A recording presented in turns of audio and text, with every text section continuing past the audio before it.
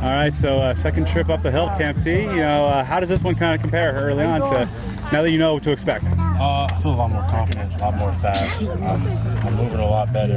It's just overall a better experience so far. It's just great to get with all the older guys and like bond with them. So camp is just really a great time for all of us. What's your favorite part of being up here in the wilderness? Just being in the cabins, being with all the guys, like just getting closer with everybody, the team, the young guys. It's nice break from the outside world. And of course, be up to 290, I believe.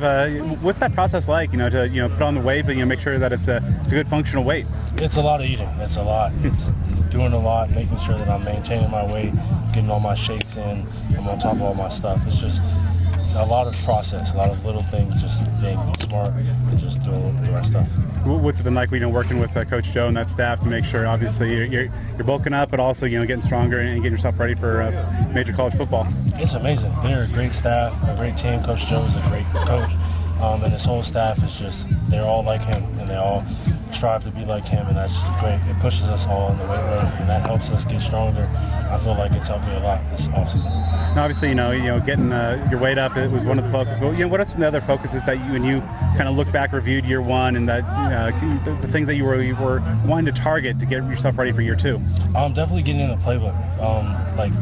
My freshman year was a lot of confusion. I didn't know what to do, but now I feel a lot more confident in myself, a lot more confident that I know the plays, that I know what I'm doing. I can look at the signaler just once, and I'm ready to go. So definitely that. Now they got a year working with them. What kind of impact and what's it like working with Coach T and Ty? They're great. They're just Coach T. Everybody knows how he is. He's hard, but he wants the best for you, genuinely, and he pushes us to be the best that we can be, and he's teaching us our techniques the best that they can be taught. And of course, a lot of returning experience along the offensive line, 4 starters back. What are some of the key lessons you've learned from some of those older guys in that room? Definitely just being patient, waiting on your time, not trying to rush anything. A lot of my talks with Ben have been about just waiting, being patient on your time, and just being ready for when you get that opportunity.